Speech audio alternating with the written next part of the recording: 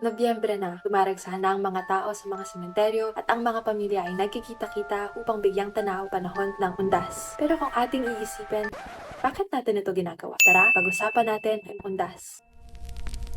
Tuwing undas, marami sa ating mga Pilipino ang bumibisita kasama ng ating mga pamilya sa sementeryo para alalahanin ang ating mga mahal sa buhay. Naging tradisyon na din na nagkikita-kita ang pamilya, nagbabonding, nagre-reminisce sa mga alaala. Lagi din naghahanda ng pagkain para mapagsalu-saluhan. Kahit ang mga tito at tita.